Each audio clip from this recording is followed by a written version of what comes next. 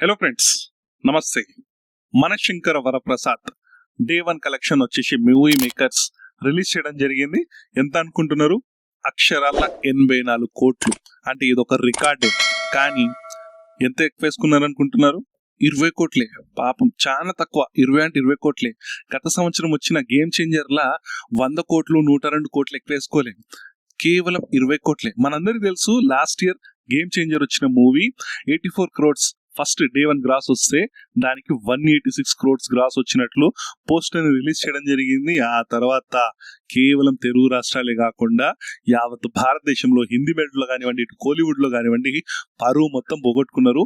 Special గా చెప్పాలి అంటే హిందీ బెల్ట్ లో హిందీ రివ్యూర్స్ అయితే తెలుగు మూవీ ఇండస్ట్రీది ఇజ్జత్ తీసిళ్ళు. ఆ విధంగా విక్కరించడం అనేది జరిగింది. అయినా మనలకు ఇవేమి పట్టవు.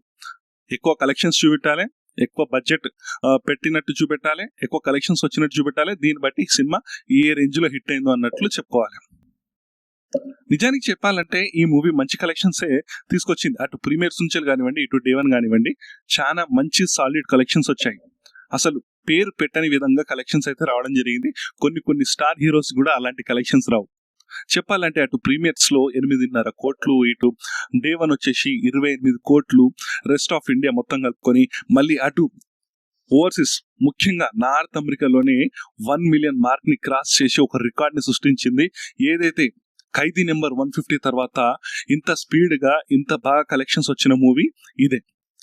1 మిలియన్ మార్క్ కేవలం 1 డేలో కలెక్ట్ చేసి దాదాపు 10 కోట్ల షేర్ ని రాబట్టింది.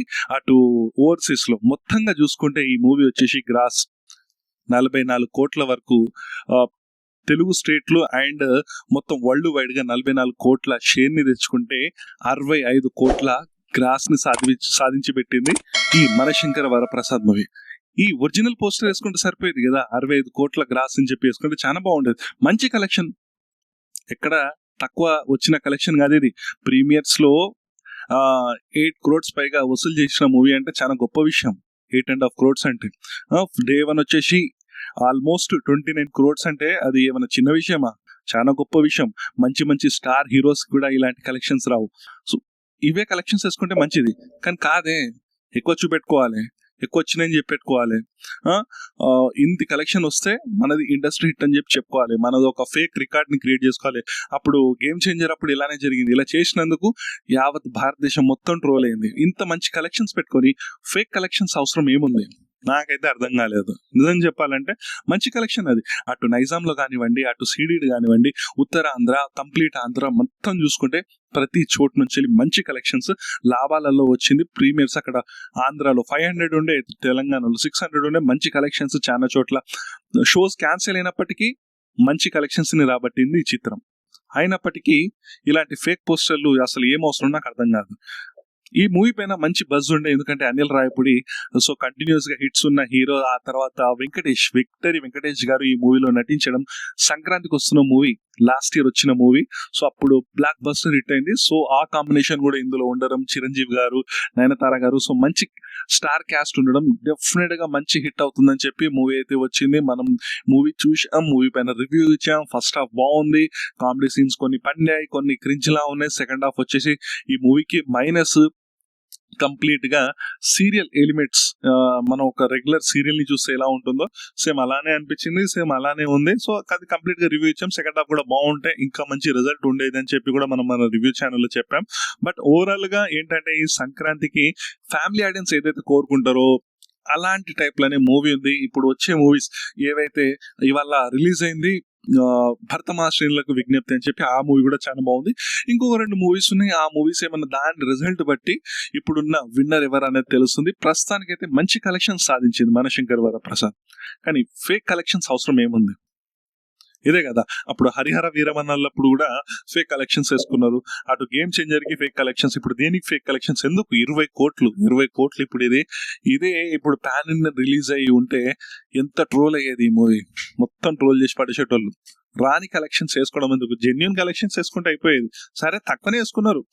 గేమ్ చేంజర్ లా 100 కోట్లు 200 కోట్లు అయితే వేసుకోలేదు, ఒక 20 క్రోడ్స్ వేసుకున్నారు. బట్ అవి కూడా వేసుకోకుండా ఒరిజినల్ కలెక్షన్స్ ఏవైతే ఉన్నాయో అవి వేసుకుంటే బాగుండేది అని చెప్పి నా ఒక ఒపీనియన్. నీకేం తెలుసురా, ట్రేడ్ లెక్కలు ఒకలా ఉంటాయి, అఫీషియల్ గా మేకర్సే రిలీజ్ చేసేలుగా అని చెప్పి నువ్వు అనొచ్చు, మీరు అనొచ్చు. కానీ ఇదే అఫీషియల్ మేకర్స్ గేమ్ చేంజర్ అప్పుడు బలవంత పెడితే వీళ్ళు 84 crores కి 186 crores అని చెప్పి వేసుకున్నారు. దాని తర్వాత వాళ్ళు చెప్పిల్లా లేదా అంటే ట్రేడ్ పండితులు ఎప్పుడు కరెక్ట్ గానే చెప్తారు. మనము మేకర్స్ ఏమైపోతుందంటే హీరో ప్రెషర్ వల్ల లేకుంటే ఇంకేదైనా ప్రెషర్ వల్ల ఇలాంటి రికార్డ్స్ వేసుకోవడం, దాని తర్వాత వాళ్ళకి ఇబ్బంది పాలవ్వడము, ఐటీ ఫేస్ చేయడం లాంటివి జరుగుతూ ఉంటాయి. సో నేను చెప్పేది అది. మీరు అడుగుతారు కదా మేకర్స్ కంటే ఎక్కువ తెలుసా ట్రేడ్ పద్ధతులకని, మరి అప్పుడు లాస్ట్ ఇయర్ ఏం జరిగింది మీకు తెలిసిందే కదా. సో ఏదైనా జెన్యున్ ఉంటే బాగుంటుంది. మంచి కలెక్షన్స్ వచ్చాయి, అనవసరంగా ఎందుకు ఇలాంటి కలెక్షన్స్ అనేది నా ఒక ఒపీనియన్. మూవీ కూడా ఓకే, ఫస్ట్ హాఫ్ బాగానే ఉంటుంది, సెకండ్ హాఫ్ చెడగొట్టింది. సెకండ్ హాఫ్ ఇంకా బాగుంటే మంచిగా ఇంకా మంచి హిట్ అయితే అయ్యేది. సో చూద్దాం, ఇంకా 2 movies ఉన్నాయి. ఈ భర్తమా శ్రేణులకు విజ్ఞప్తి మూవీ అయితే బాగానే ఉంది. నాకు నిజం చెప్పాలి అంటే ఈ మూవీ కంటే ఏదైతే మనశంకర వరప్రసాద్ మూవీ కంటే నాకు కామెడీ అండ్ కొన్ని సాంగ్స్ అయితే ఇందులో బాగా నచ్చాయి. బట్ చూద్దాం, ఇక్కడ స్టార్ కాస్ట్ ఎక్కువ ఉంది, అనిల్ రాయపూడి గారు ఉన్నారు. సో దానివల్ల దీనికి క్రౌడ్ పుల్లింగ్ ఎక్కువ ఉంది. దానికి అంతా బాగున్నా కూడా క్రౌడ్ లేదు. సో మొత్తం గ్రీన్ లో ఉంది. ఇంకో 2 సినిమాలు రాబోతున్నాయి, వాటి రిజల్ట్ పైన కంప్లీట్ గా విన్నర్ ఎవరు అనేది బేస్ అయి ఉంటుంది. మీకు ఎవరు నచ్చింది, ఎవరి మూవీ నచ్చింది? ఇప్పటికి 3 movies వచ్చాయి. సో ఇందులో ఏ మూవీ మీకు నచ్చింది అండ్ ఇలాంటి ఫేక్ కలెక్షన్స్ పైన మీ యొక్క ఒపీనియన్ ఏంటి మీరు కామెంట్ రూమ్ లో తెలియజేయండి. ఈ వీడియోకి ఇంతే గైస్, ప్లీజ్ మన వీడియోకి లైక్ చేయండి, షేర్ చేయండి, సబ్స్క్రైబ్ చేయండి అండ్ ముఖ్యంగా కామెంట్ చేయడం మాత్రం మర్చిపోకండి మీ యొక్క ఒపీనియన్స్ ని. ఇంతే గైస్, నెక్స్ట్ వీడియోలో మనం మళ్ళీ కలుద్దాం. అంతవరకు by bye friends, signing off.